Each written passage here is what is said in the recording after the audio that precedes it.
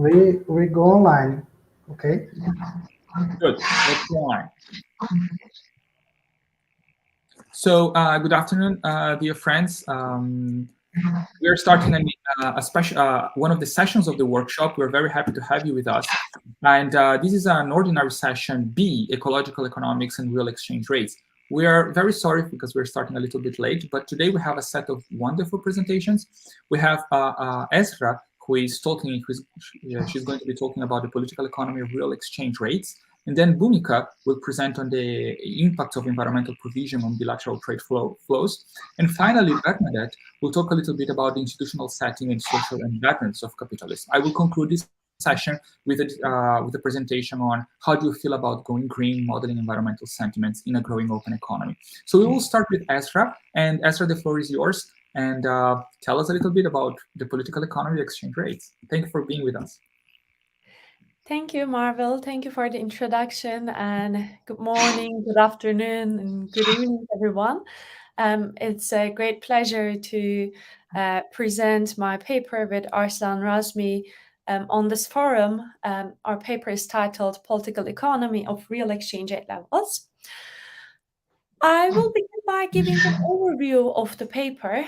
So the main question that we are interested in understanding is why many countries often avoid the pursuit of policies that would facilitate the undervaluation of the real exchange rate and even intentionally pursue overvaluation.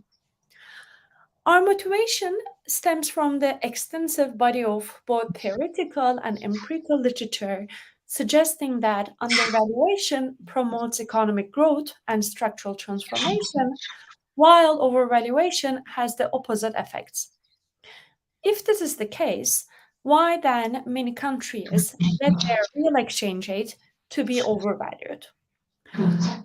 So our analysis is grounded in two distinct bodies of theoretical literature.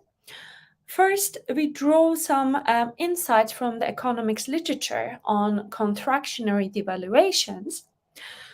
We also incorporate insights from the interest group theory developed by political scientist Jeffrey Frieden and later on extended by David Steinberg.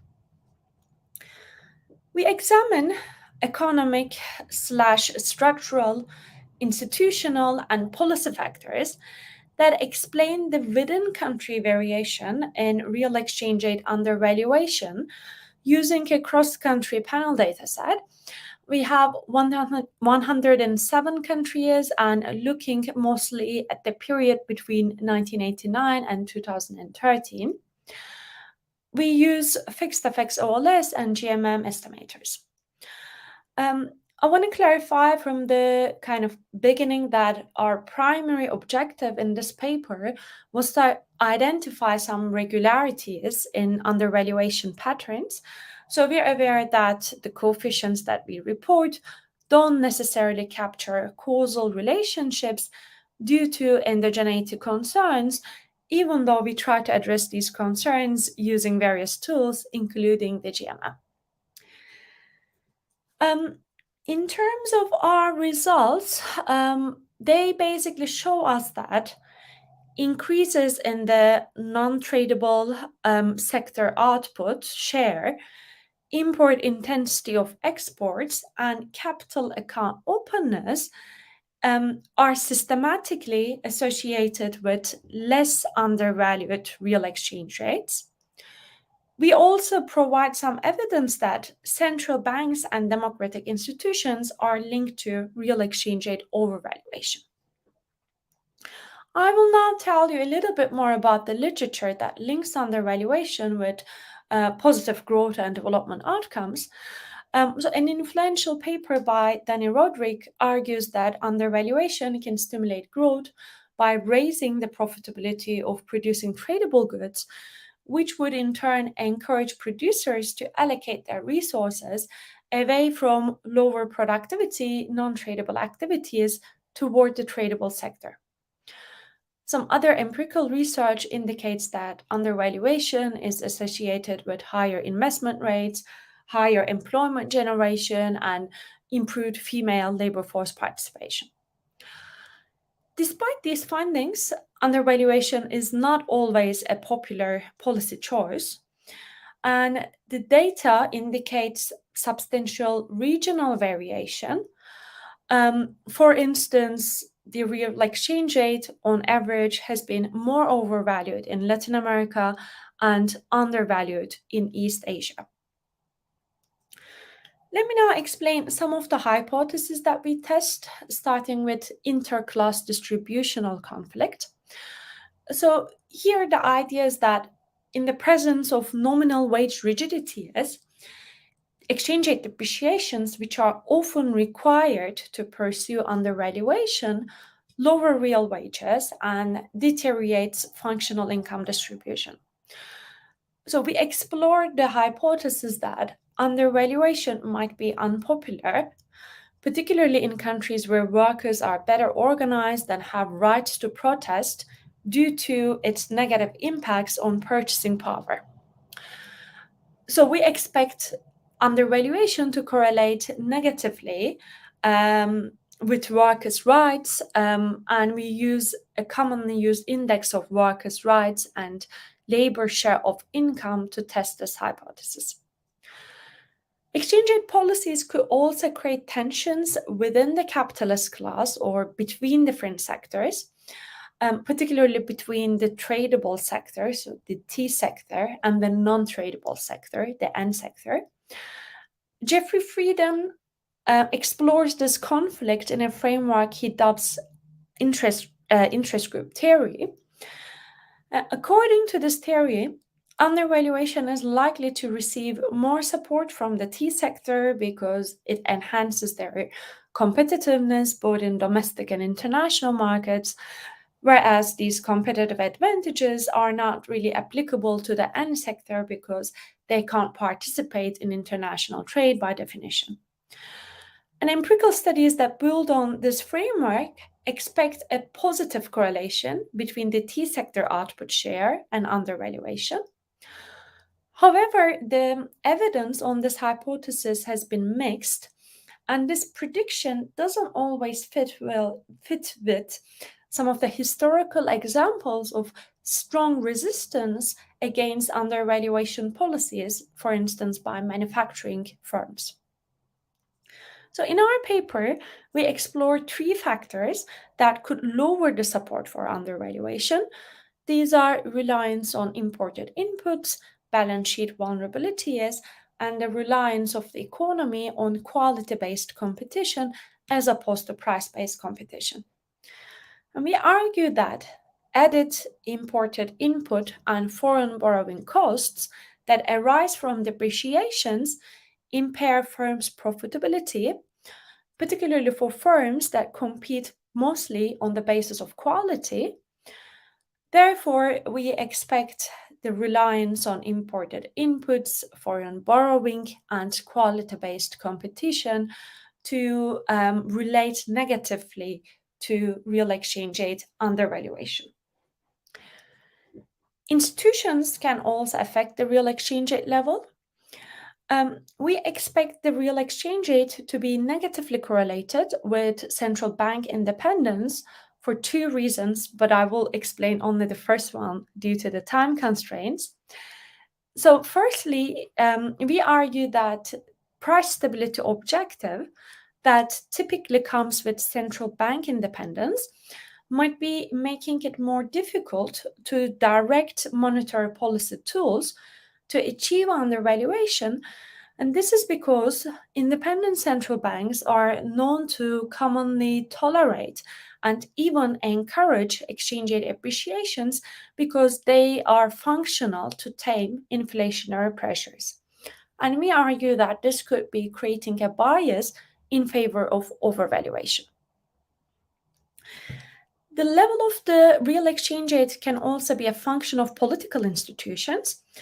And the idea here is that if the public favors a strong domestic currency, then governments in electoral democracies might feel more inclined to keep the real exchange rate at overvalued levels.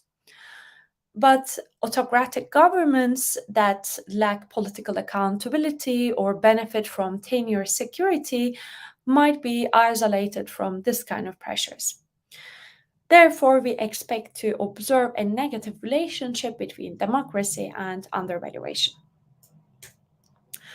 The first equation on the slide gives our regression specification for the fixed effects OLS model. Our dependent variable is ln under Wahl. It is calculated following the so-called Balassa-Samuelson PPP corrected method. I can try explain what that means in the Q&A if there are any questions. So we regress ln under Wahl on a vector of economic variables, which include things like services share of GDP, which is a proxy for the end sector output share, import intensity of exports, and so on. We also have a vector of institutional variables given by Y, which includes central bank independence and democracy indices. Then we have a vector of policy variables Z, including capital account openness, exchange rate regime, and so on. We have country and time fixed effects in all our regressions. We lag all the regressors by one period to try to address some of the reverse causation concerns. And we use both annual data and 3-year average data. We also estimate the dynamic version of this model by include the lagged values of our dependent variable as an additional regressor. And we estimate this regression using GMM estimators. So this is basically a summary of our methodology. Let me now go over some of the results. I won't really go into any details regarding the data, but happy to answer any questions in the Q&A. So for the results, I decided not to put a regression table, but I have it on the slides. I can also show that later on. We basically find a negative association between undervaluation on the one hand and services share of GDP, import intensity of exports, central bank independence, democracy, and capital account openness. These effects are both statistically and economically significant.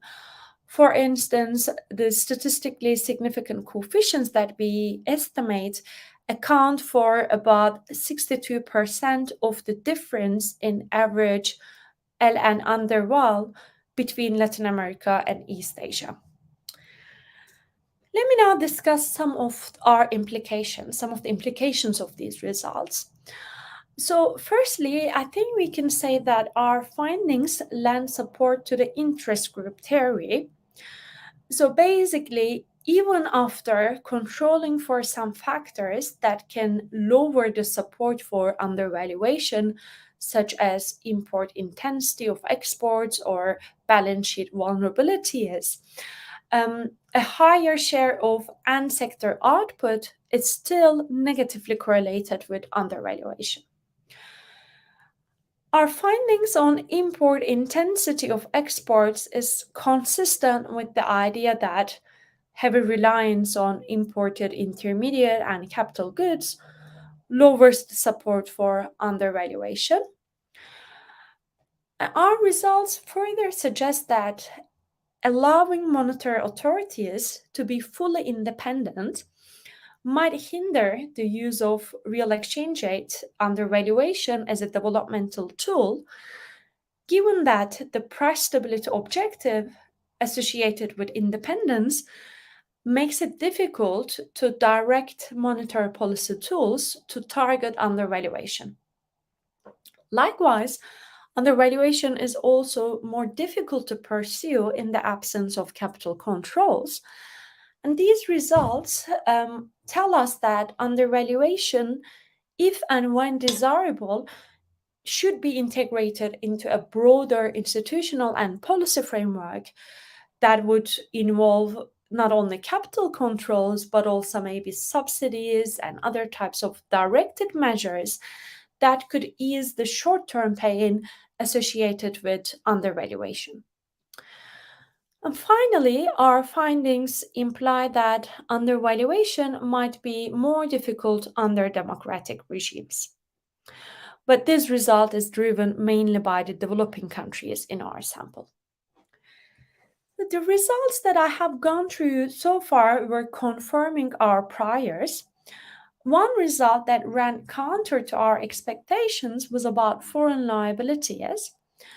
We consistently found a positive correlation between foreign liabilities and undervaluation. And one potential explanation we have is that more indebted countries might be undervaluing their real exchange rate to generate foreign exchange revenues that would be needed to meet their debt payments. And we found some evidence in the literature showing that this dynamic was in play in several Latin American countries during the 1980s debt crisis. We performed several robustness checks and also looked at how our results differ in different country groups, but I won't go into any of those details, but happy to answer any questions you might have on that. And I don't know how much time I have, probably not much, but basically this is a research area that I plan to continue working on. I have some ideas about running a survey, collecting some survey data to understand societal preferences over exchange rate policy, but it kind of depends on whether I can find funding to carry out the research or not. So if you have any kind of questions and ideas that can also help me understand how I can carry this research further. Thank you very much for your attention, and yeah, looking forward to hearing some comments and questions. Ezra, thank you very much. You were more than perfect with the time, and this is a very, very interesting research agenda. I'm going to ask first our friends from the support team if they could put back in the StreamYard the other two participants in this session, Bhumika and Belle. Could you please put back Bhumika and Belle, and maybe they have questions. I have questions for you for sure. So Belle and Bhumika, do you have something that you would like to ask Ezra at this point, or can I jump in? Yes, I actually have a question. First of all, I absolutely loved your presentation. Congratulations. Thank you. It's quite related to what I do, which is why I had some things that in mind. Because I work a lot with institutions and institutional variables. So my question really was more related to the two variables that you chose, if I'm not mistaken, democracy and central bank independence, right? So it's really just a very question out of curiosity of how, or because maybe it's my unfamiliarity with the literature on real exchange rates. Was there a process for choosing these two variables, or is it in the literature something that is done, or is it something that is novel? Just really the process. Yeah, I think that's a great question. Thank you. So central bank independence, the relationship between central bank independence and misalignment of the real exchange rate or the undervaluation of the real exchange rate hasn't been really explored in the literature as far as we know. So I think there is some novelty in that respect. And there are some studies, I guess, showing that independent central banks kind of tolerate the appreciation of the nominal exchange rate, but they intervene when the exchange rate is depreciating. And reading that literature basically made us kind of think about, okay, why don't we actually explore the relationship between independence and undervaluation? Regarding democracy, that relationship has been explored by two other studies, at least. One is by Eichengreen, and the other one is David Steinberg and his co-author. And they also find a negative relationship. So our findings basically just confirm their findings. Thank you. Thank you. So I would like to ask you something. I had the same question about Belle on how you measure democracy and the central bank independency. But you already addressed that. And I was wondering about the differences you might have found between developed and developing countries, because my understanding is that part of this literature on real exchange rate undervaluation and growth finds that the effects are stronger for developing countries.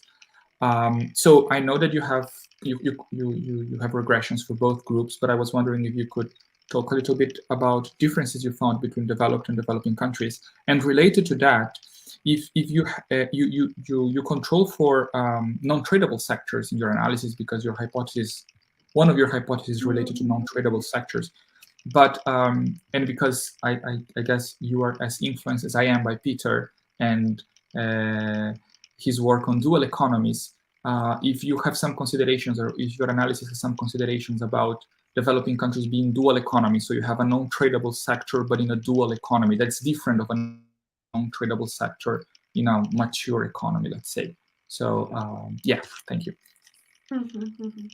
Yeah, great question. So in terms of the differences between developed and developing countries, one main difference that we find is that that negative relationship between undervaluation and democracy holds only in developing countries and not in developed ones. And Only we developing. only developing countries, Yeah. and we try to understand why that is the case. And our potential explanation is that when we look at how, so we use a democracy index. It's by Sigranelli and a co-author. It's a commonly used index, I think, in the kind of political economy literature. When we look at how much this index has changed over time in developed countries, we don't see much within variation, because countries were either democratic from the beginning of our sample or undemocratic. But when we look at developing countries, there are more jumps, more changes, military dictatorships, and then return to democracy, and so on and so forth. So we think that this might be explaining why we don't see the relationship in developed economies. Other than that, we find some differences when it comes to government spending variables. I didn't really mention that in my presentation, but we control for government consumption and investment expenditures to GDP, and the idea that is that government expenditures might affect the internal terms of trade. For instance, if the investment spending is more on non-tradable goods, that could appreciate, and so on. But we kind of fail to find consistent and statistical significant coefficients when it came to our government spending variables. So in that sense, there are different signs, but they are not really statistically significant. And in terms of, the dual economy and what it means, I guess, to have a non-tradable sector in a developing versus developed country, I think that's a great point. I guess in a developing country, it would include more of the informal sector activity, maybe, especially in services, street vendors, and so on. But in a more developed economy, it might be reflecting more of the finance sector, for instance. And the measure that we have is the services share of GDP, right? Yeah. So we try to run our regressions using the services share of GDP, but you're absolutely right. Services are different things in developing and developed economies. But I guess their effect on real exchange rate undervaluation could be similar. We also try to run our regressions using manufacturing share to GDP as a proxy for the tradable sector output. And of course, the sign changes, but the coefficient size is very similar. So in that sense, I think it is an okay proxy to use, but I do agree with your point. It was more a curiosity more than a point. The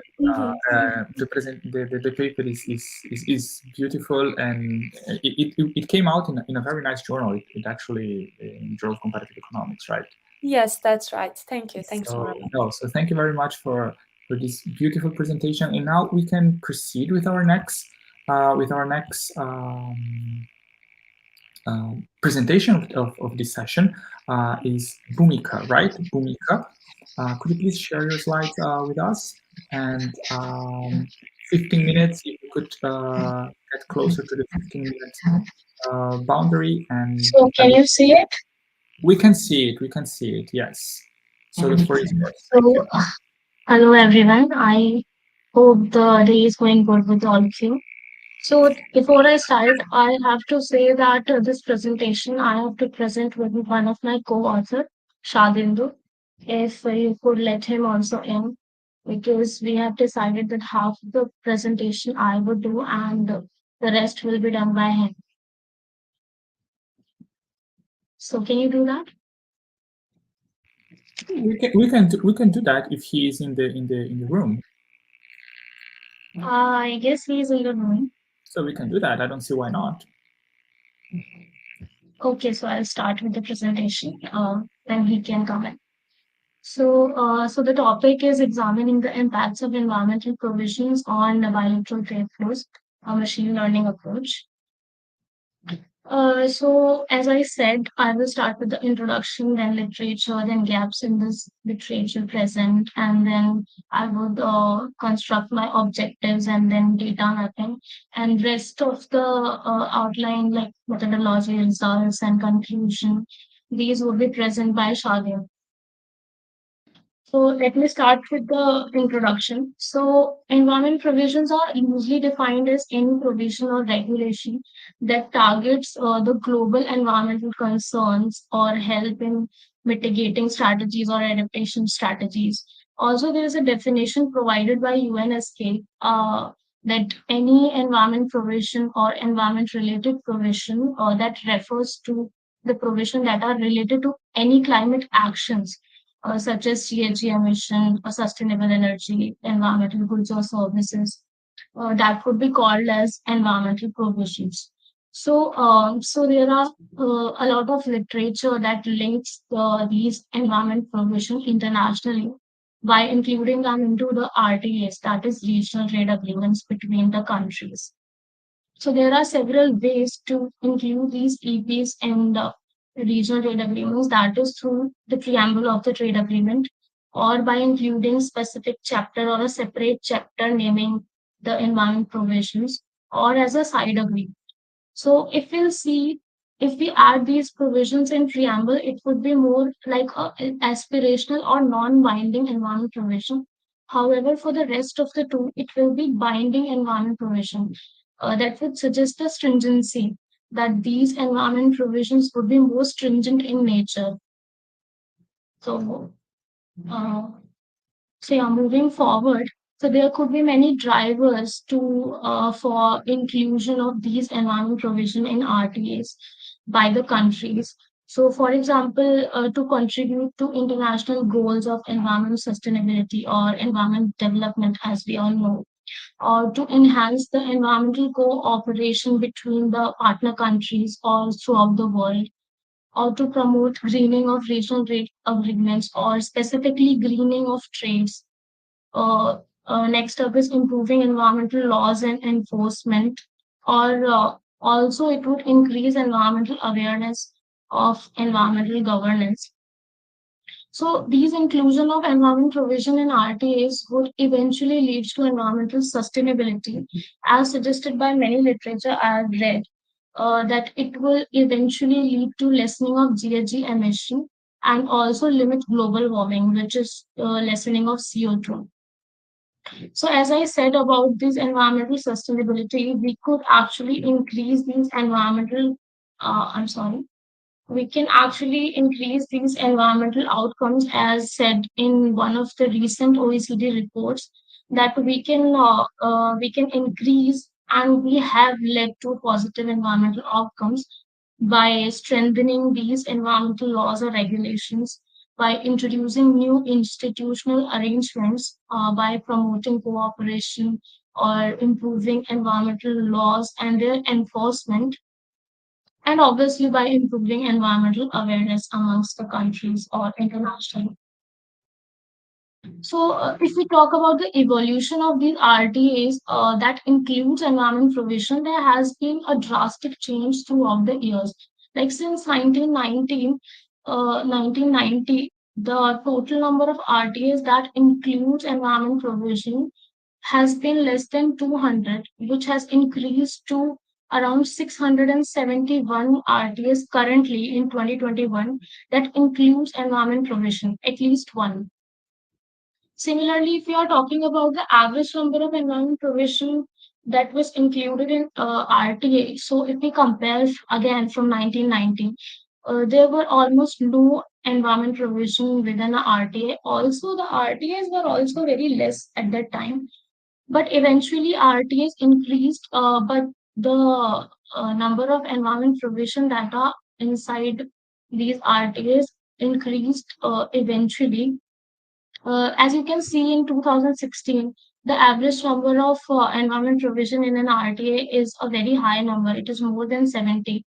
And recently in 2020, this environment provision has an average of 50 amongst almost 25 regional trade agreements. Um, so as I said about the literature review, so I have presented only the literature review of environmental provisions impacts on trade flows, which is included in the RTA. So there are mixed literature. Like for example, there are literature that suggests that there will be a positive impact on the trade flow, but also there will be a literature that shows the negative trade flows, specifically in the short runs. So if we focus on the positive literature, we can say that according to the literature, they are showing that as we increase the environment provision in an RTA, it will create a competition in the market, and which would eventually lead to promote green exports, that is specifically the export of environmental goods and services. However, if we go on a negative side, we can say that these environmental taxes and energy taxes could decrease the exports and also limit the imports in the country. Like I said, in a positive way, these things will trigger the technological innovation and research, uh, which would again trigger the cleaner technology and efficient resource allocation, which will eventually lead towards the export scale expansion. Basically, the country will export more in environmental goods, and it will be more clean. It will use more cleaner technology for that. So, as I told, that literature says both the things, the positive and negative trade flow impacts. But what I have studied as per the empirical analysis, these studies have not taken either of dummy approach or simple counting approach. So let me explain. So the limitations of dummy approach is that we are taking 0 or 1 for having a provision or not. So for example, if there are two trade agreements, for example, one is NAFTA and another one is India ASEAN. So if NAFTA is having 39, for example, trade provisions, and India is having 14 provisions as it is a developing country, so still these dummy approach will take one for both the cases, which is not appropriate in terms when we are examining the impact of these provisions on a trade flow. Similarly, the aggregator counting approach also fails to identify these environment provisions having casual impacts on trade flows. So moving forward, we have constructed three objectives for the study. So first up is to understand the conceptual framework linking environment provision and trade flows. Second up is to empirically examine the deepening of environment provisions on trade flows using econometric modeling. So in this, we are basically finding out how deep the environment provisions are, like the number of environment provision and the stringency and the enforcement of these environment provisions. So the last objective is to identify the specific environment provision that has most significant impact on trade flow of a country, and in this we are using machine learning approach. So moving forward, for the data, we have taken 49 environment provision that is provided by the World Bank RTA database. So if we see, these 49 provision has been differentiated in 7 subcategories. So, so the first category is environmental goals and objective, which talks about the general cooperation towards these environmental protections. Second up is environmental and trade and investment goals. So it checks if the trade agreement has these provision which talks about the trade goals or investment goal provided outside the country or provided by the state. So third up is general environmental protection areas, which talk about the provision that targets almost all the general environmental concerns such as climate change, air, water, or soil pollution, or renewable energy, or the illegal trafficking of forest products and misusing of forest products, or the conservation of flora and fauna. So any provision that could target these environmental concerns would come under this general environmental protection area. Similarly, in this 49 provision, we are talking about the enforcement mechanism. If the trade agreement is having an external assistance, also it includes MEA compliances, which is multilateral environmental agreements. So as we all know, the major international treaties like CITES, which talks about the protection of endangered plants and animals, MARPOL, which is about the pollution from ships, Basel Convention, which is the control of trans-boundary movement of hazardous waste, and the Ramsay Convention of Wetlands. They include so many more of these treaties.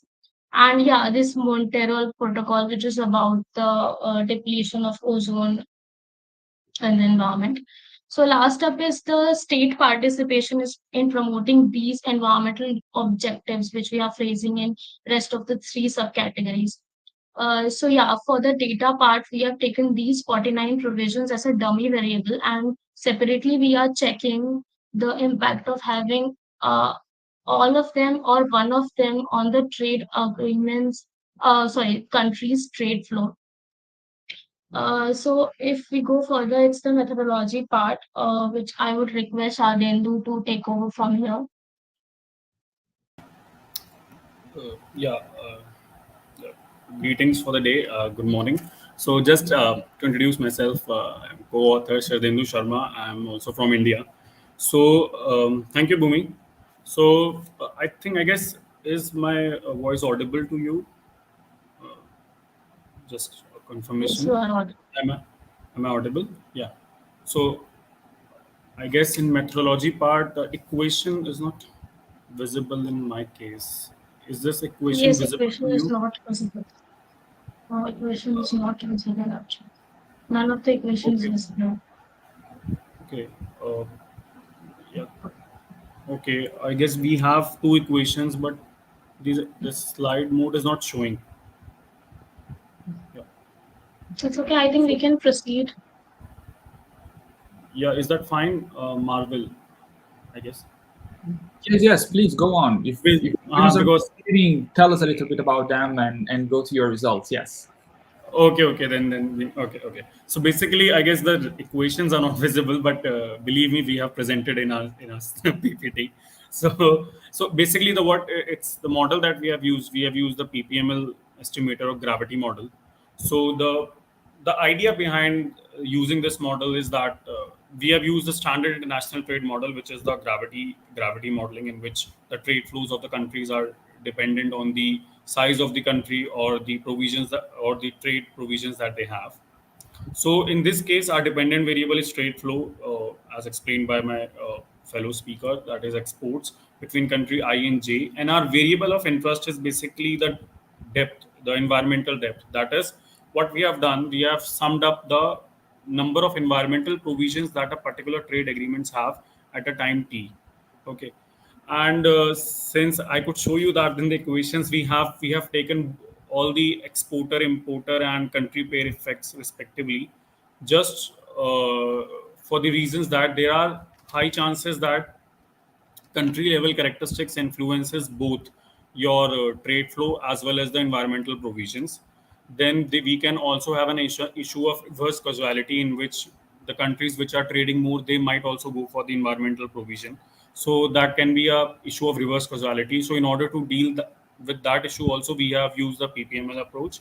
Another part is that there can be an issue of zero trade flows. That is, some countries might have very negligible trade between them. So on that ground also, the PPML works well. Then there can be a heteroscedasticity, that the standard econometric problem. On that ground also, PPML approach is justified. So what we did, we have taken the next slide. Bhumika, just move that. Next slide. So yeah, again, I guess that's the same issue that we are dealing with. So the issue is that this is the methodology number one, that is using the traditional econometric modeling. Bhumika, just move to the next slide, in which I'll explain the results. Then I'll explain this methodology. Okay. Yeah. So just the results for the standard gravity estimation. So as you can see that we have two variables, that is depth of the environment and the standardized environment. The variable that I forgot to explain because it was not visible in my equation. Okay. So in the depth that we have calculated is that the simple counting of the provision, and standardized is something that we have standardized the variable from 0 to 1. So let's say if a two countries having a trade agreement and the standardized value is 0, that means they have least number of environmental provisions. Similarly, if the countries which have environmental standardized, that is 1, that means they have the most number of environmental provisions. Okay. So if we look at our results, that we the coefficient 0.064, it explains that as that is having one extra provisions of environmental having one extra environmental related provision basically increase your trade flow by 0.06%. Similarly, another way of stating that when we standardize our environmental variable in the range of 0 to 1 is that a country which is signing the environmental provision among themselves have 25% higher trade flow, 28% higher trade flow as compared to the countries which have the least number of environmental provisions, or to say do not have environmental provision. Further, to check the robustness of our results, we have taken the same depth and standardized in the 4-year interval level, and the results remains the same. Okay, so this is just explanation of what I have explained. Now, moving to the another methodology, that is using the augmented gravity approach. So, Bhumika, just move to that methodology number 2 part. This one? Yeah, this one. Yeah. So now we know that since we have since we know that there is a positive impact of environmental provision and the depth of environmental provision on trade flow, but what this results fail to explain that is that what basically are specific provisions that have an impact. So since we have taken the 49 provisions in a dummy form, if we use a traditional econometric modeling, then there can be an issue of multicollinearity and overfitting. So because of which we might not able to get the efficient estimates. So in order to overcome that, we have used the augmented approach, which is the lasso approach, that is least absolute select operator approach, in which what it does it adds penalty term to the original PPML model, which shrinks the estimated coefficients towards 0 and minimizes the following.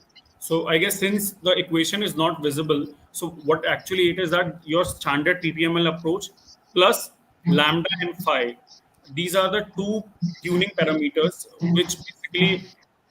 which basically adds penalty to the coefficients of interest. In our case, our coefficient of interest is all the 49 provisions. So now the another issue is that in order to select the tuning parameters, the literature identifies couple of methods. One is your cross validation, another is your adaptive lasso, and the last is the plug-in approach. Our study uses plug-in approach as compared to the other method. The reason is that it provides us more parsimonious model. That is, it selects only the relevant variable and it strikes out the irrelevant variable. And further, if we select the cross-validation approach, it is more data-driven approach rather than the theoretical approach. So building on that ground, and further the tuning parameters that we have is at equation level, that is standard PPML, and further at the regressor specific. Now the reason why this regressor specific model, what it the penalty term, does is it also deals with the issue of heteroscedasticity and the cross-sectional dependence that is present in the dummy variable approach, since we have taken the 49 independent variable. So having said that, these are, and further, of course, it performs well in our case of the function of a model, that is Poisson model that we have, that is the PPML model. So building on that ground, these are the results that we are going to present. So this is basically the provisions that we have identified using the PPML lasso approach. So if you can see that the provision number, since we have 49 provisions, so in the conclusion part, we have also added the meaning of that provisions. But for the results, that environmental provision 4, 6, 11, 19, and 28, these are the provisions that we have added, and which we got the non-zero coefficient.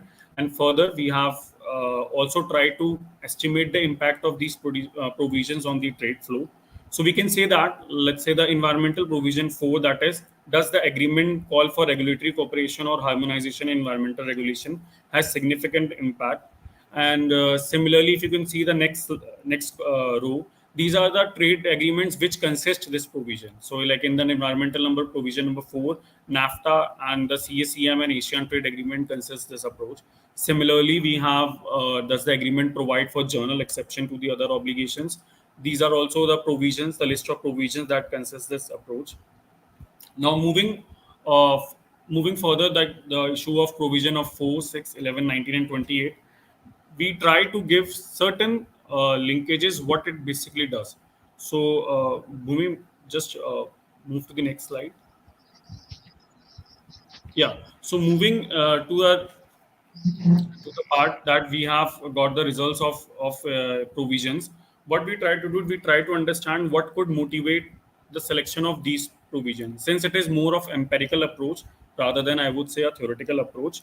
What we did, let's say the environmental provision number 4, which calls for the harmonious cooperation between the trading countries, it is something which is going to reduce the coordination cost between the trading countries, as a result of which they can trade more effectively. This is just one of the explanation. Another part is that we have another results that we have got is the provisions which deals with the pollution that we often pollution related things that we often, or the pollution that is emitted specifically due to the shipping process, since we know that the trade is something which is more the major chunk of a trade comes from the waterways. So if the provisions which deals with the issue of pollution that is arise from the due to the shipping, it is also significantly positively impacting the trade flows. Moving, I guess, the time constraints, the last part, that is the policy implication part. Is that to conclude, Sharon do? Yes, please. Yeah. Just good. Yes. Yeah, I know. Yeah. So the moving the last part. So with the empirical approach, we have tried to find a specific set of EPs that are contributing most significantly towards the trade integration. Then from the policy perspective, we know that if we could identify a specific set of provisions, it will help the countries to design and negotiate the trade agreements with their partner countries, more specifically to the developing countries, as we know that NAFTA is something which is more of between the developed countries. So designing of these will provide a template to the developing countries to deal with this or to include these provisions in their trade agreements. Further, as I explained further, finally, that the increased harmonization between the partner countries in terms of specific EPs could lead to lesser coordination costs and eventually improves more the trade flow and the greener trade flow. So with this, I conclude. I hope I make myself clear. So thank you very much, and looking forward for your suggestions and comments. Thank you very much, Bhumika and Sharadnu, for a joint presentation in this session. So I think we can have a moment for questions. I don't know if other friends that are with us in this panel might want to ask something. I have at least one question of my own. So Esra and Bele, you want to jump in, or may I ask my question? Okay, I will go. Go second. No, Ezra, I wouldn't dare to go before you. So please. Thank you. Thanks both for this great, very interesting presentation. Not an area that I really know anything about, so I was really curious to learn. I have two kind of actually related questions. The first one is, do you think that the impact of those environmental provisions on trade flows could also depend on the time frame? And what I have in mind is that, let's say, developing countries, as they are kind of trying to adopt, maybe initially they are affected negatively because they can't export the goods that they used to export, let's say, but eventually they adopt and maybe can recover some of the lost trade flows.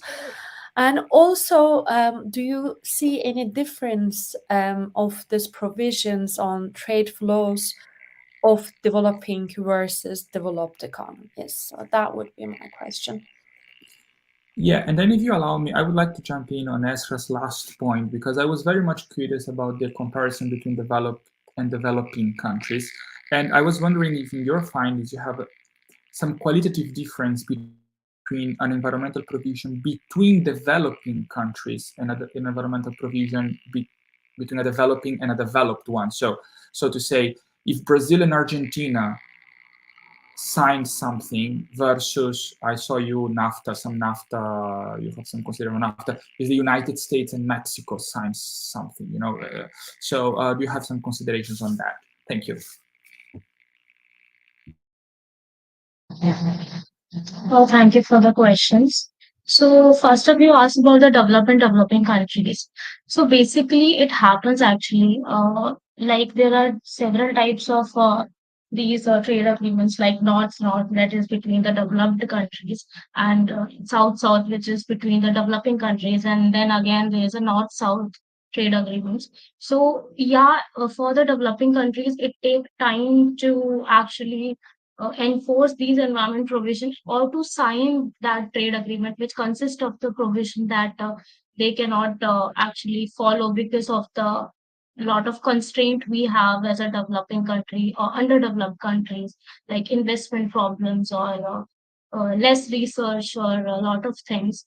So for that, we have non-binding environment provision, which talks about that you can implement these provision within some of the years, like for example within 5 years you can implement, or you can try implementing, and yeah, like that, about developed and developing countries. So yeah, in our study we have not separated both of them. We have done a joint uh, this empirical modeling. So yeah.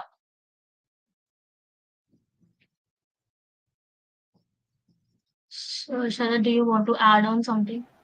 Yeah, I guess just to add more, uh, I guess the next thing that we're asking about that, which I think Marvel asked that how difference would be there if you could just come again. Just I think Argentina and No, just to give an example, if Argentina and Brazil sign an agreement, is different, qualitatively different than the United States signing something with Mexico, for example, right? So it's related with what Ezra was saying, I believe, on differences between developed and developing countries in your findings. okay. Yeah, so I would say that's the very good suggestion that we could take. So since it's like if you look at the things that we empirically we can say that we can create a what if scenarios.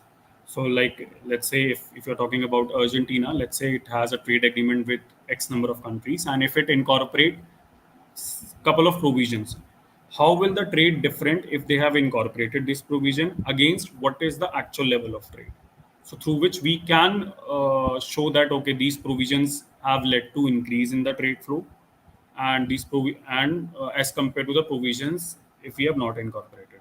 So that could be like a what if scenario that we can say that in with respect to any countries. So that's what I could say, and that I think yes, things hold also for the developed and developing countries. So let's say if the countries, let's say if the country signs more environmental provision with the developing countries, how would the trade react? And how would the trade changes as compared to if they haven't signed any of the agreement with the partner countries. So Thank you I so guess much, that- guys. I will have to interrupt you because we are running out of time. Yeah. That's usually the case in these sessions. But thank you for very interesting presentation and answers. And now we go to our third panelist. Thank you. Thank you. No. Bernadette Louise Halili, but she asked us to call her Belle, right? So if you could share your slides with us and start your presentation on institutional setting and social embeddings of capitalism. All right. Where can I find the option to? So on the bottom of your screen, there should be Yes. a link, an option to present. I don't have it for So some you reason. have audio. You can deactivate your audio. You can deactivate your video camera, and then you have configurations, and then you have present. It has a plus symbol. I don't have it for. No. I only have the microphone, camera, chat, and then the extras. But I don't. So let me contact our IT friends.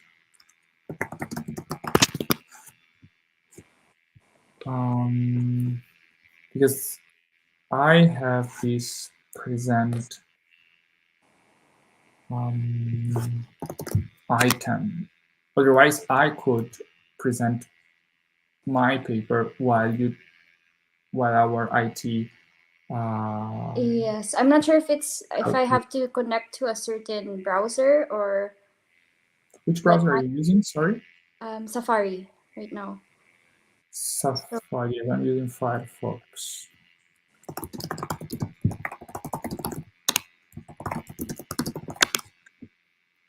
So you don't have the option deactivate audio, deactivate camera. I have those, but the present option doesn't exist for me. Okay.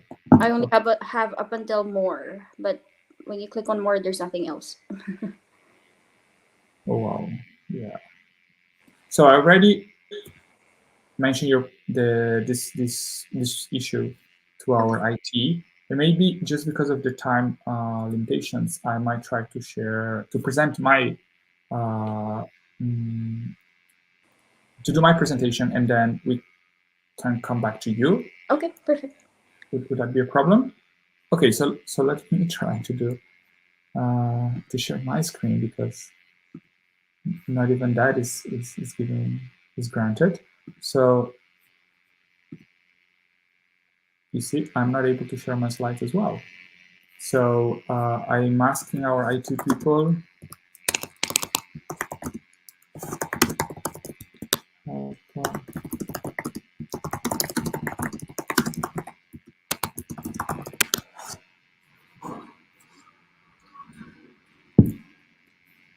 Yes, neither Belle nor I can share slides. And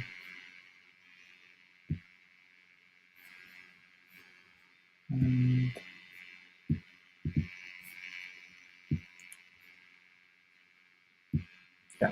So Danilo, could you? I know that you have my slides. So Ezra has the. So could you do that, Belle? Could you share your slides with Ezra by email, so she will project them for you? And in the meantime, I will do my presentation, but I'm asking Danilo to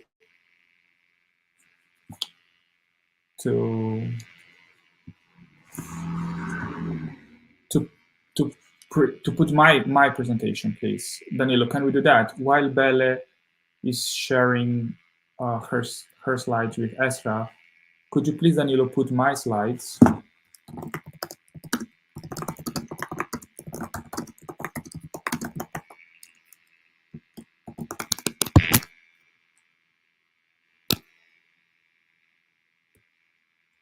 Okay, fantastic. So I will go on, and then we will have some time for Belle at the end. The title of my presentation is How do you feel about going green, modeling environmental sentiments in a growing open economy? And this is a joint project with Alessia Cafferata and Serena Sordi. So Serena is from the University of Siena and Alessia is from the University of Turin. Next slide, please. Our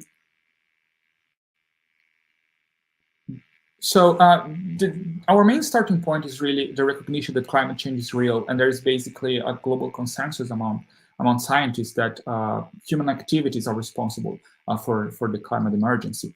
However, when you go to general attitudes to the general public seems to be divided between those that believe climate change is a very serious issue and those that are somehow skeptical, you know?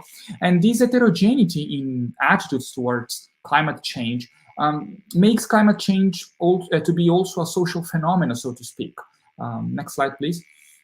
So let me show you a little bit of data of what I'm talking about. Next slide, please.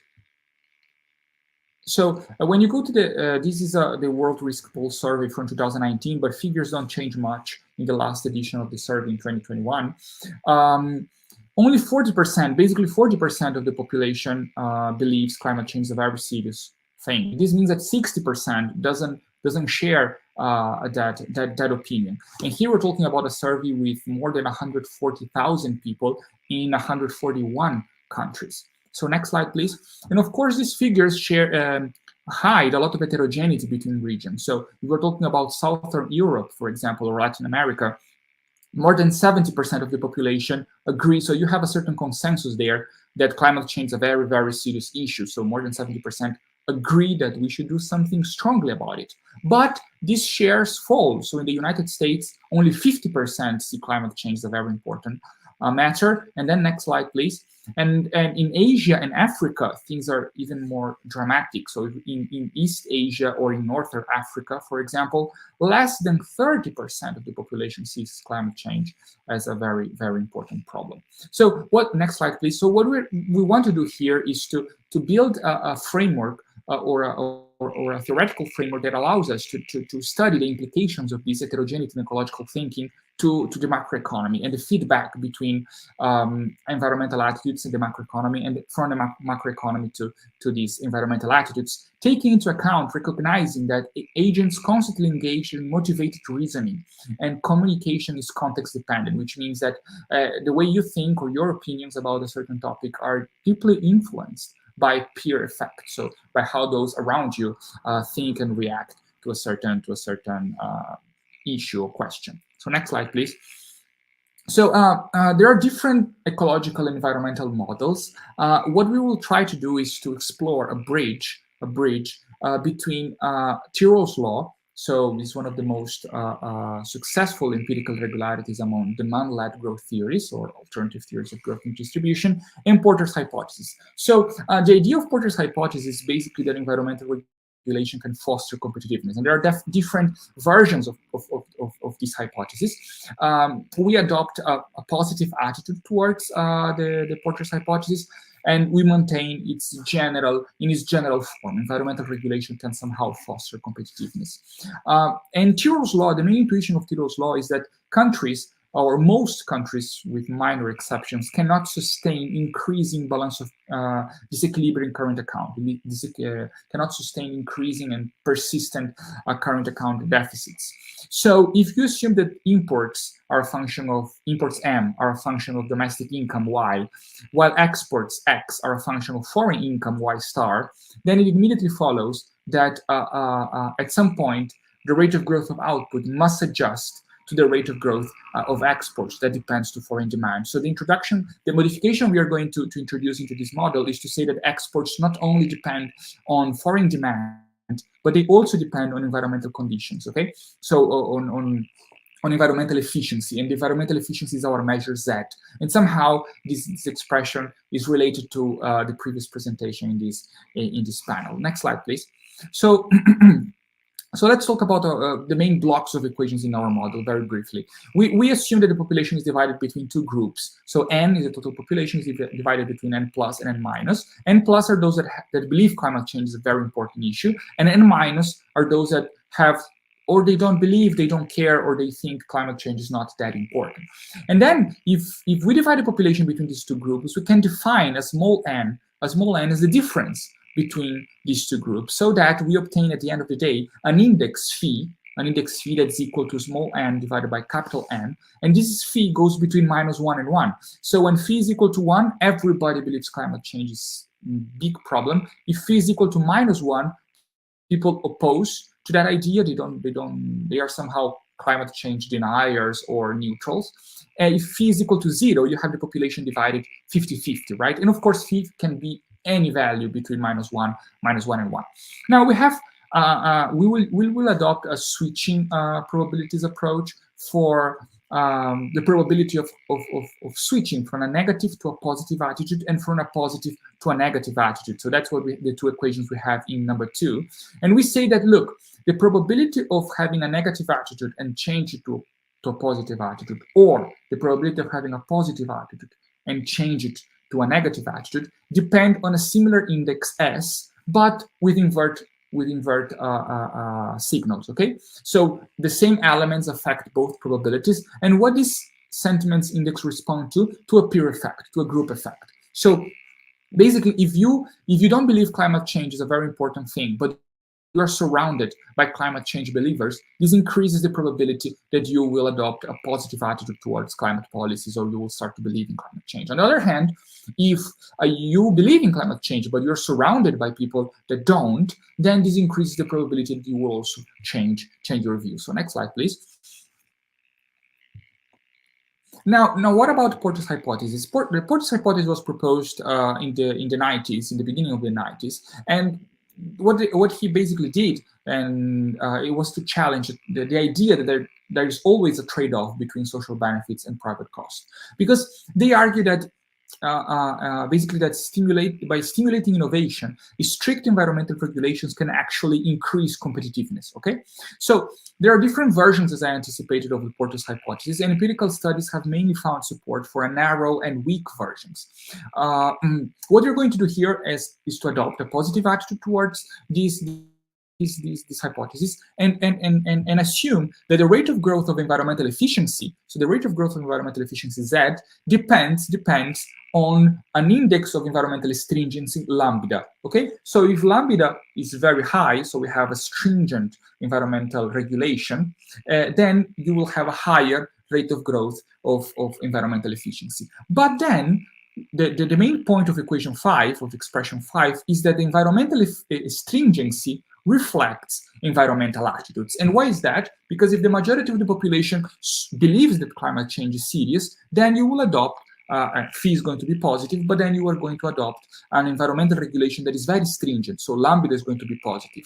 But if the majority of the population doesn't believe that climate change is important, phi is negative, then you will also adopt a regulation, an environmental regulation that is very relaxed, okay? So the environmental stringency is going to be low or negative, because lambda is also an index between -1 and 1. So then we have a positive relationship through Porter's hypothesis between attitudes. If you have more positive attitudes towards climate, environmental attitudes, this will reflect in a more stringent regulation, environmental regulation, and this furthermore will generate a higher rate of growth of environmental efficiency. Next slide, please. Next slide, please. So what about the productive, the structure of this economy? We have a Leontief production function that uses energy, E, and labor. Equation 7 and 8 follow from the dynamic Leontief efficiency conditions. And what we have is that what we will assume is that the rate of growth of labor productivity is a positive function of employment. And we're basically relying on an induced technical change argument. So what is the idea here is that if employment is going up, this increases the bargaining power of workers. If the bargaining power of workers increases, we are able to obtain higher wages relative to labor productivity, which means that profitability is falling. But then if profitability is falling, firms respond by increasing their search for labor-saving production techniques. And that's the idea of the induced technical change argument. And that's why an increase in employment will be related to an increase in labor productivity. Next slide, please. So when we put all these elements together, and after a series of algebraical manipulations, we obtain a two-dynamical system on the employment rate and on attitudes. So E, the employment rate, and phi, that is attitudes towards the environment, with those two equilibrium conditions that are in the slide. So next slide, please. So it's possible to study the existence of equilibria, to study its uniqueness or cases of multiple equilibria and local stability, and perform some local stability analysis. So what we have is when the group effect, the peer effect, is very small, you have a unique equilibrium point, beside a unique non-trivial equilibrium point, in which the population is divided between the two groups, equally divided between the two groups. Next slide, please. But when you increase the group effect, so when the peer effect becomes very strong, which means that you start to care a lot about what other people think about climate change. So you have two additional non-trivial equilibrium solution with positive employment, two additional P2 and P3. And in one, the majority of the population supports climate policies. And because of Porter's hypothesis, you will have a higher employment rate. While the other equilibria, you will have the majority of the population opposing climate policies or don't believe in climate change is a very serious issue. And because of Porter's hypothesis, you will have a lower employment rate. Next slide, please. So this is in a diagram basically what is happening for the equilibria with positive employment. In the diagram of the top on the left, we have the unique equilibrium point when the group effect is very small. But as you increase the group effect, mu1, and mu1 passes a threshold, you have two additional equilibrium solutions, one with phi positive and one with phi negative, and a positive employment rate, of course. Next slide, please. So what we have is that when the group effect is weak enough, the equilibrium point P0 is a saddle, while P1 is a locally stable node. On the other hand, when the peer effect is strong, what we have is that P0 becomes unstable, P1 loses stability and becomes a saddle point. But the most interesting cases happen with the two extreme solutions when the majority of the population either supports climate policies or the majority of the population opposes climate, doesn't believe in climate change. Next slide, please. And that is shown in this figure. So we have on the vertical axis on the panel on the left the employment rate, and on the diagram on the right the phi, our phi index, and we have a one-dimensional bifurcation diagram. So as we are increasing the group effect mu1, when mu1 is less than 1, we have a unique equilibrium point that is stable with the population divided between these two groups. But when mu1 passes a certain threshold, we have a pitchfork bifurcation, and the blue equilibria appears with the majority of the population believes in climate change, coexistence with the orange equilibria when the majority of the population opposes climate change. And if you keep increasing this peer effect, you have a flip bifurcation and a series of p doubling bifurcations leading to a complex dynamics. And finally, we have a chaotic crisis when these two attractors merge. Next slide, please. So what we study is that if it's possible to achieve, we're interested in if it's possible to achieve a unique green equilibria, because having two equilibria is not stable equilibrium points. It's not a good scenario here, because an economy might be trapped in a bad equilibrium with people that don't believe in climate change. So if it's possible with the stochastic shocks achieve a unique equilibrium solution, and the answer is no. Next slide, please. Next slide, please. What we have is that if the stochastic shocks are small on attitudes, you don't overcome the basins of attraction of each equilibrium point. But if the stochastic component is very strong, then you jump from one basis of attraction to the other, and that's not you have waves in which you either support, the majority of the population supports climate policies, and then the majority of the population opposes, doesn't believe in climate change. So you have this wave, and this is not a desirable solution. So we proceed. Next slide, please. Studying the case, well, in our initial model, we assume that sentiments, environmental sentiments, only depend on peer effects. And that's not true. We know that's not the case. People take into account many other variables. So what happens if, as in 12, we assume that environmental sentiments also respond to pollution? So pollution, the rate of growth of pollution, with a parameter mu2 that captures the sensitivity of sentiments to pollution. What is the idea here? If the pollution is growing very fast, people realizes that climate change becomes a more serious thing, and this increases the probability of supporting climate policies. Next slide, please. So we, after a series of algebraic manipulations, arrived to a very similar two-dimensional map, again with the following equilibrium conditions. Next slide, please. And we can perform a similar analysis, right? When about the existence of equilibria, when it's unique, multiple, and local stability analysis. We're going to focus here in the paper and in this presentation on the cases with multiple equilibria. So suppose you have already a basis of attraction with the majority of the population supporting climate action, and another one with the majority of the population opposing climate action. Next slide, please. Next one. What happens is that as we increase mu2, and what is mu2? The sensitivity of the probability functions to pollution. So when people start to care more about pollution, even under the presence of the peer effect, so when the peer effect is high, we have these 3 equilibrium points with P2 and P3 being stable. But as we increase the sensitivity of the population to pollution, P1 and P3 disappear. And we have a unique green equilibrium point with higher employment because of Porter's hypothesis. Next slide, please. It's possible to show that that equilibrium point is going to be, that unique green equilibrium solution is going to be stable. So next slide, please. And with this, I will conclude my presentation. What we try to do here is to develop a discrete time agent-based model to investigate changes in public opinion regarding climate change. So acknowledging that there is heterogeneity in ecological thinking among the general population. And we have 2 clear results. First, that the group effect, the peer effect, is responsible for creating polarization, but also 2 different basins of attraction, one with the majority of the population supporting and one opposing climate action. But then we have a greenhouse gas emissions effect, in the sense that if you care, or if people start to care about pollution and notice pollution, you are able to achieve a unique green growth equilibrium. And in the working paper version of this article that was published in the Journal of Economic Interaction and Coordination, we have an attempt to estimate the green version of Tirol's law, that is the mechanism connecting environmental efficiency to the rate of growth of output. We had an exercise for 12 OECD countries, but this was a preliminary attempt, and further research in that direction is to be encouraged.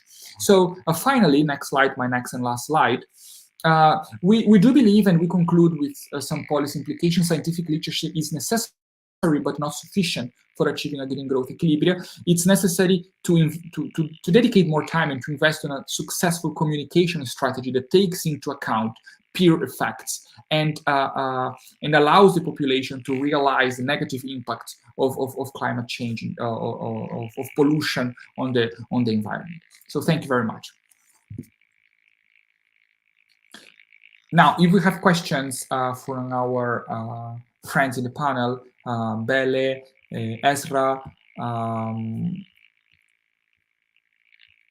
Bhumika.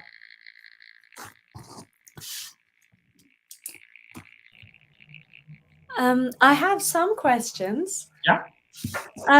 The first one is a clarification, and then I will also ask the other one. So is it true that then the sufficient condition would be both kind of people's perception of how important climate change is and employment generation? What is, or let me just ask it in a different way, Sure, what sure. is the sufficient condition for the Yeah, so presenting models is always tricky when we have such a short time. So basically the mechanism that is happening here is that when the majority of the population supports climate action, then you will adopt a more stringent environmental regulation. Mm-hmm. And then as the environmental regulation is more stringent because of Porter's hypothesis, this will mean that the rate of growth of environmental efficiency will be higher.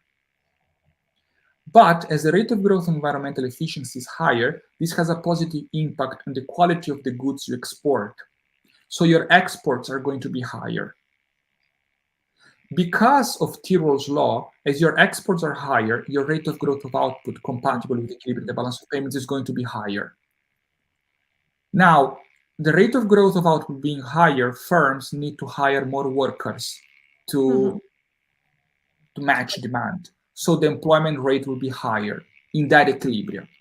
And you can repeat the same reasoning on the opposite case for the equilibrium in which the majority of the population doesn't believe in climate change.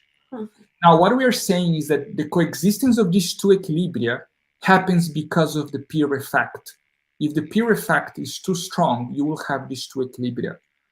But if you are able to increase the people's sensitivity or response to pollution, the bad equilibria disappear, and then you remain only with a green equilibrium. That's basically what is happening.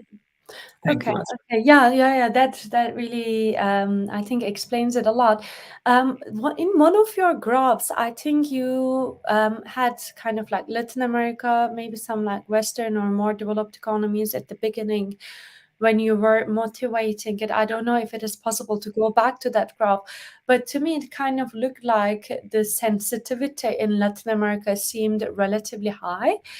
And I was wondering whether you think that is a function of how educated people are, or people are maybe affected more by climate change and they are kind of like sensitive because of that. No, And also, like, is there any kind of good empirical evidence on Porter's hypothesis? Because it seems like a lot of your kind of conclusions depend on that. If you could maybe say something about that. sure. So thank you again, Ezra. So about the Latin America, yes, Latin America and Southern Europe have the highest levels of somehow awareness about the gravity of climate change. And for the moment, we don't have an answer, a clear-cut answer. But I'm very much interested in comparing Latin America with Asia. And we are applying to a couple of grants, and that's more or less when these projects, we are asking money to study more about exactly these two regions, the comparison between Latin America that is going through a deindustrialization problem, but has very high believers of climate change, versus Asia, that is like the factory of the world, but doesn't seem to care much about. So intuitively, I believe that there is a connection, and that's a connection that we want to explore. We don't have an answer for that in this paper. And so I will stop there. About Porter's hypothesis, empirical evidence of Porter's hypothesis, yes, there are different versions of Porter's hypothesis. And in the paper, we'll revisit this. There are three versions at least.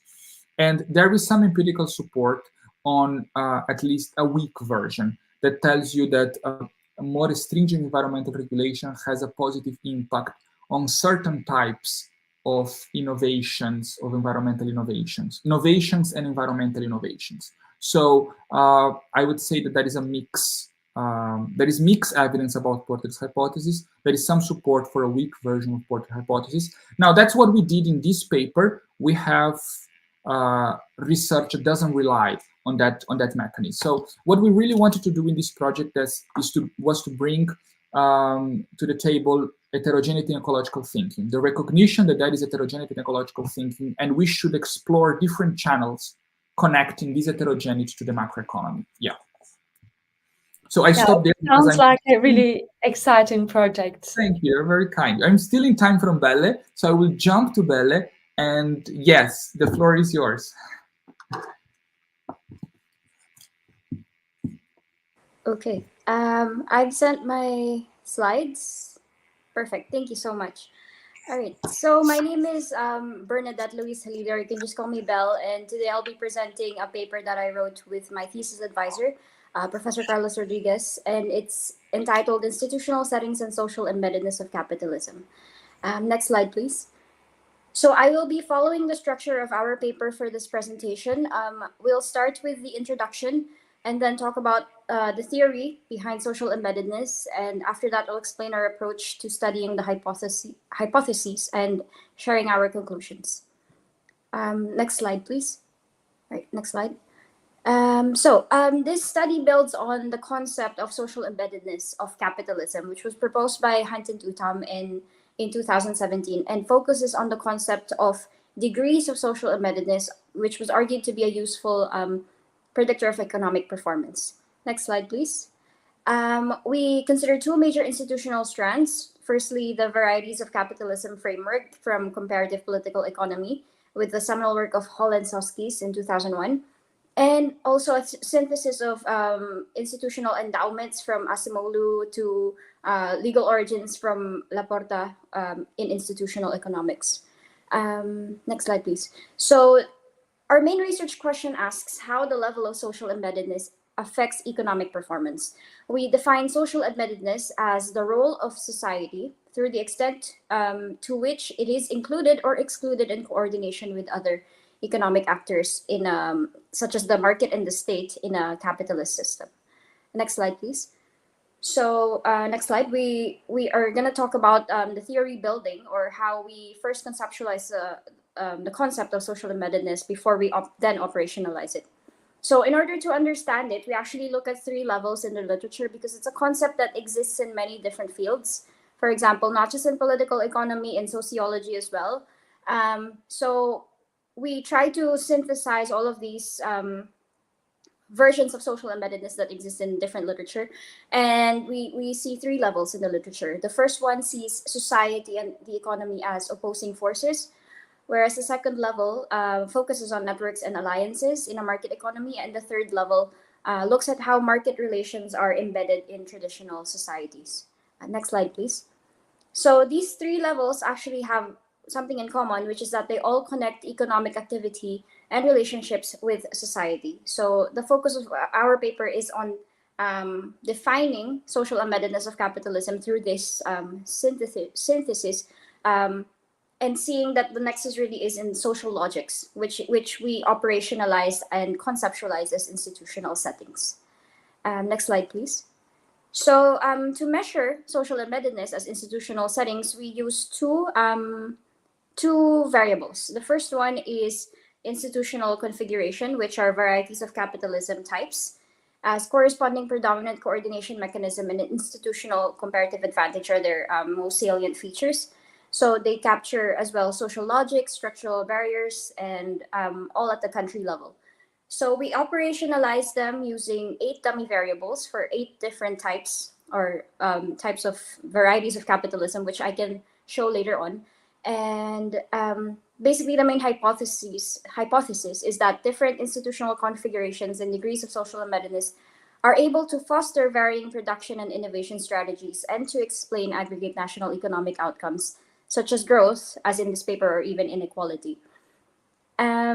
So next slide. Yes, when social participation in economic activities is highly unequal due to hierarchical, patrimonial, and family relations that exist at the macro level, we see lower levels of social embeddedness, and therefore the hypothesis is that these lower levels lead to worse economic performance at the aggregate level. Next slide, please. So the second way that we operationalize institutional settings is, or social embeddedness, is through the interaction between formal and informal institutions, formal being legal origins and informal being non-independent past. So these are dummy variables again, but we interact them together. So we have 4 legal origins and then 1 dummy for whether or not a country had a non-independent past, which we define as well later on. I can talk about it. And legal origins, and the reason is because legal origins and historical context play a role in a country's path to becoming a modern capitalist state. So we see that these are path-dependent and stable institutions that evolve incrementally and therefore connect the past with the present and the future. This is how we see that this interaction is actually important. Next slide, please. So we find that countries with a non-independent past inherently had lower levels of social embeddedness before their independence. And then features of the legal systems that were simultaneously put in place prior to independence helped either cement or counter these degrees of social embeddedness, which is why the interaction is more important than taking these 2 variables separately. So that is where we argue that path-dependent legacies that we still see today can come from. Next slide, please. Next slide, yes. So now for our empirical approach. It's the order is kind of strange, but basically these are the hypotheses that we test by taking 2 multiple linear regression models using 2 different estimation techniques for panel data analysis. So we want to know how social embeddedness as the dependent variable, as an independent variable can affect long-run growth as the dependent variable. So the table here first highlights the macroeconomic controls that we have, which I will show the equation later on, but these are the standard macroeconomic controls for growth in the literature, and the justification for them and the respective hypotheses or expected signs. Next slide, please. And then these are the 2 variables of interest that we we try to test them in two different models. The first one being the varieties of capitalism, and the second one being the interaction between legal origins and non-independent past. And as you can see, the expected sign can either be negative or positive depending on the particular type or the particular interaction. Next slide, please. So these are the two equations. Equation 1 having varieties of capitalism as the variable of interest at the end, and equation 2 with non-independence and legal origin interaction. Next slide, please. So we use a sample of 24 countries that are identified in the varieties of capitalism literature for a time period between 1995 to 2019 using pooled ordinary least squares and for correlated random effects for panel data analysis. And next slide. So this is the list of the countries that we used, and the reason that we were able to come up with this is because really we were mainly limited by the literature, by the countries that were already identified in existing literature. So we chose 3 countries per type, and then that worked from there. Okay, so now I'm not sure if you can see the results very well, but the first table, this is for institutional configurations, both of them. But the first table uses pooled OLS versus the second table uses correlated random effects. And as you can see, most control variables are significant and show the correct signs. And more specifically, the dummy variables for liberal market economies and state-permeated market economies are found to be positive and significant, while mixed market economies and family market economies are negative and significant. So these are the 4 varieties of capitalism that we found to be significant in these estimations. So more specifically, according to the literature, liberal market economies are characterized by competitive markets, formal contracts, and radical innovation. On the other hand, state-permeated market economies, LMEs, or liberal market economies, some examples are the United States, Canada, and the UK, versus state-permeated market economies are Singapore, China, and India in the sample. They are usually defined by informal coordination with state elites and firms, with family groups, private-public alliances, and the use of political leverage and state backing. So curiously, both types show positive and significant results.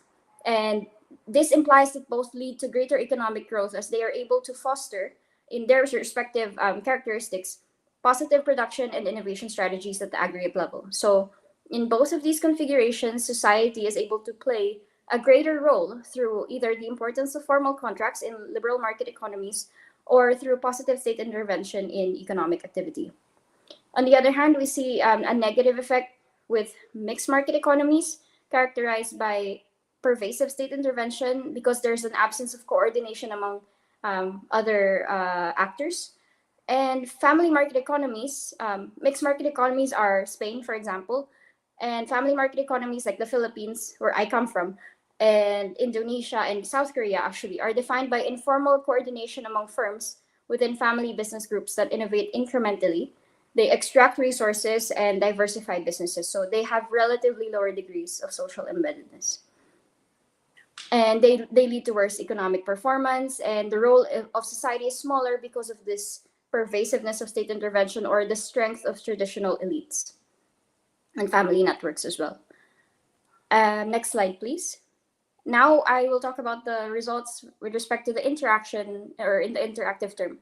So we see that socialist legal origin interacted with non-independent past is positive and significant, while French legal origin interacted with non-independent past is found to be significant and negative. So again, we are taking into account the interaction, not the separation of the variables.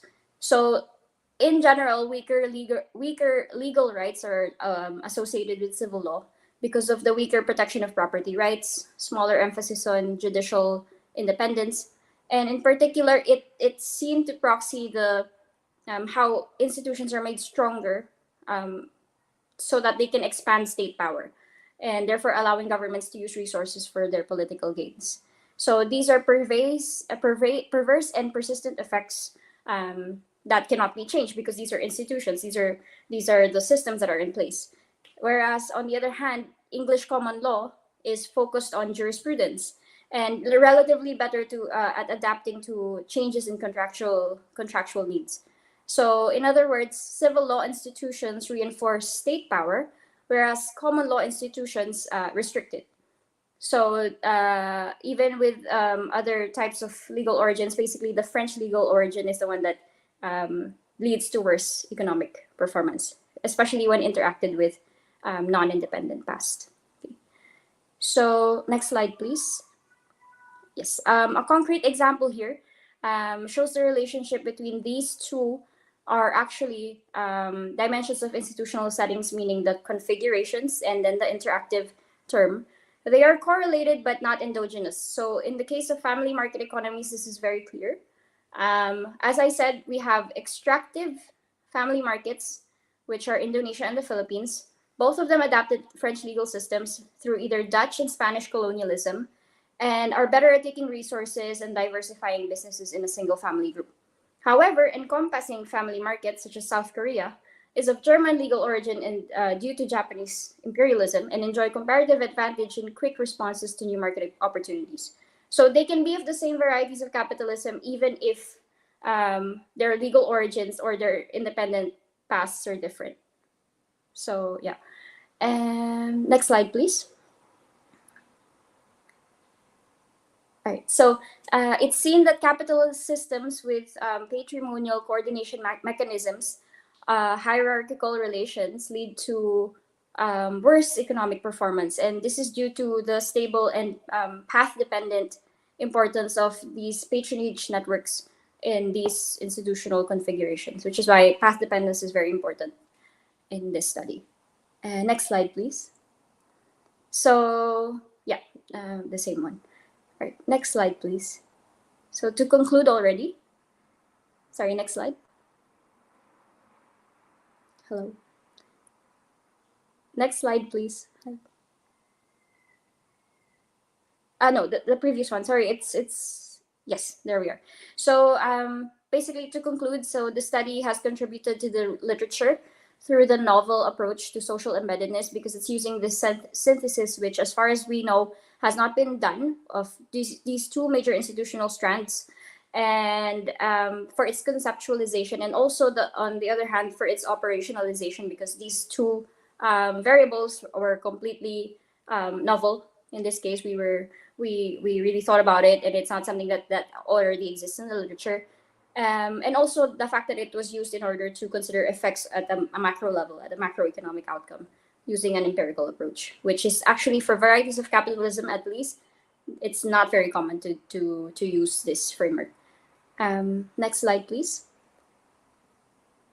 So given that social embeddedness is found to be very important, our policy recommendations are with respect to pursuing redistributive justice, increasing social participation, and improving social capital at the national level.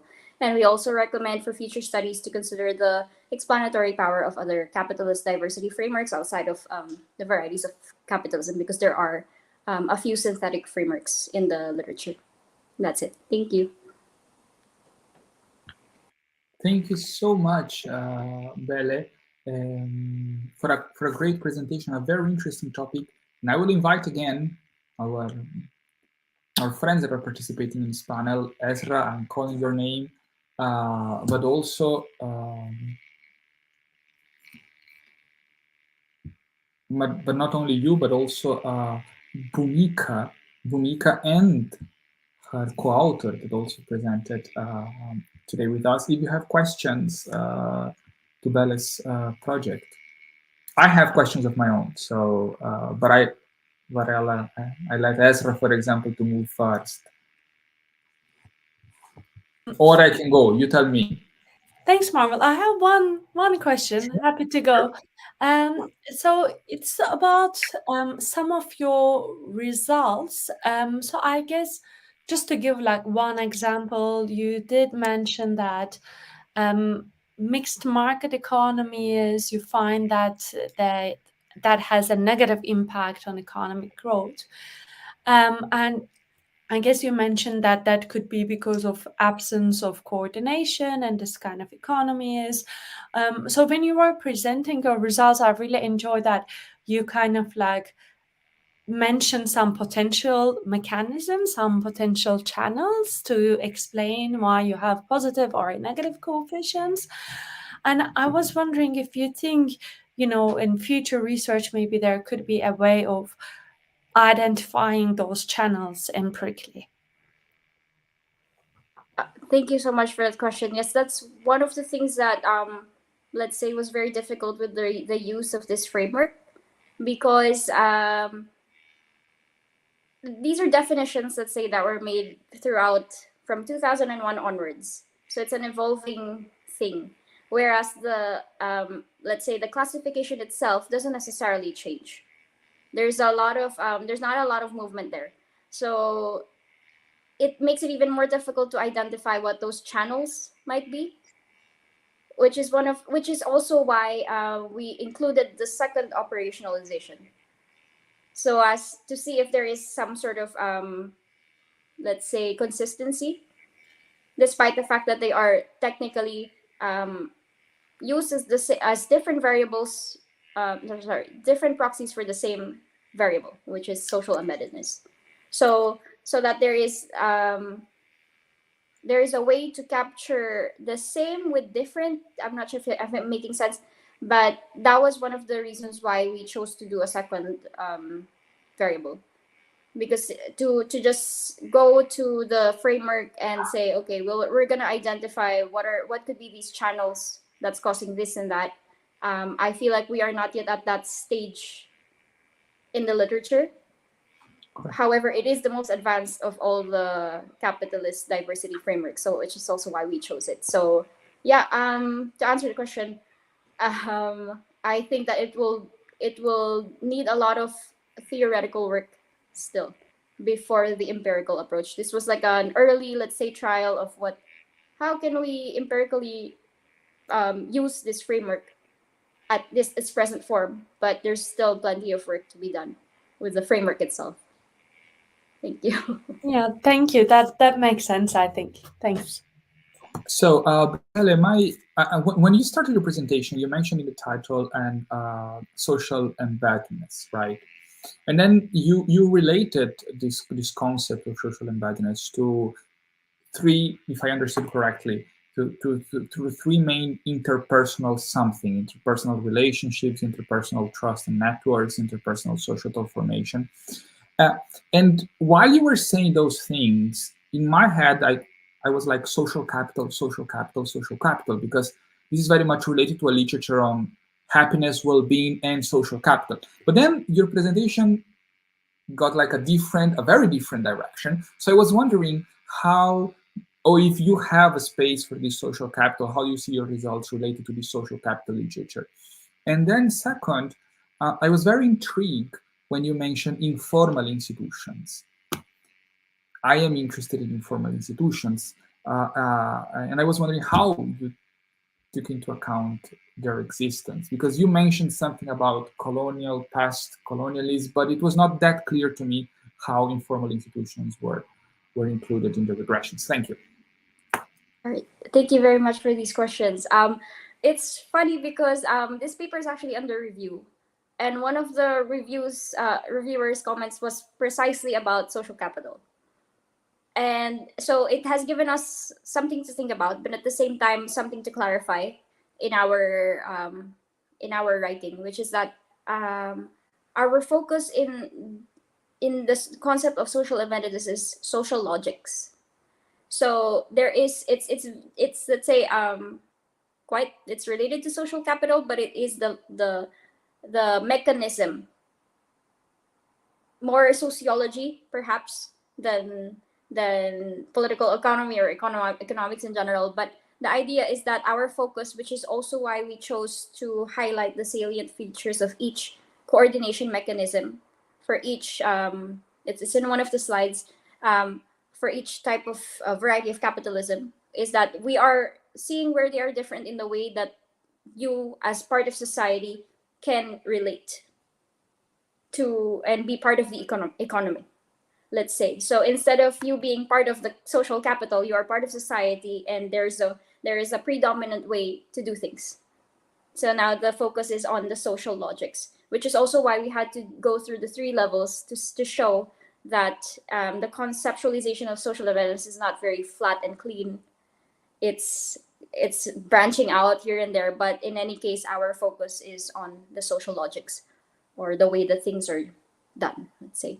And then with respect to informal institutions, I failed to explain that particular variable, but basically it's a dummy variable that is non-independent past. So let's say the formal part was the legal origin, which is also already in La Porta, the 0 or 1, depending on the 4 types that we got in this particular sample, which was socialist, German, French, and English legal origin. And then the other one was something that we constructed ourselves, which is that if a country was, up until the Industrial Revolution, had a non-independent past, from the Industrial Revolution up until the end of the Cold War, let's say.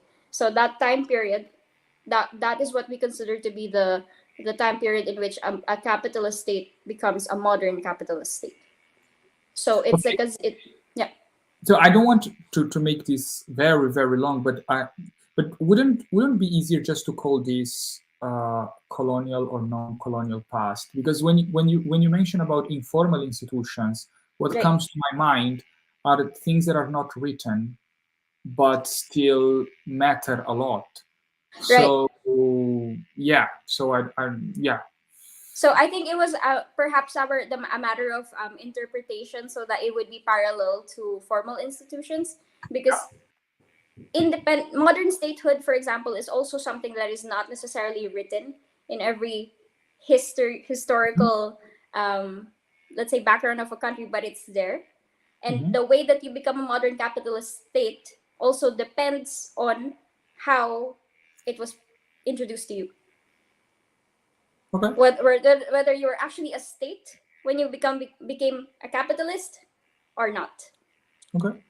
So that was like it. I think it merits another paper probably to explain it, because it's a very new interpretation, let's say, of this. But that was the idea behind why it was called an informal, to parallel the formal. No. Thank you so much. And thank you. No. Thank you to all our panelists. We're coming to the end of this session. Session B on ecological economics and real exchange rate. So I would like to conclude. We had some presentations. Ezra covered political economy and the real exchange levels. Buknika and a co-author talk a little bit about environmental or the environmental provisions and bilateral trade flows. Bernadette Belle gave a beautiful talk on institution, social capital, no social embeddedness of capitalism. And I talk a little bit about attitudes, heterogeneity in ecological thinking. So thank you very much to our friends that were following or that will watch this session on YouTube. Thank you for our panelists for being here, and I hope to see you around. Today was a virtual presentation, but maybe one day in person. Have a wonderful day, evening, and take care. Hi, everyone. Bye. Thank you so much. It was nice to meet all of you. Thank you. Likewise. Bye. Bye.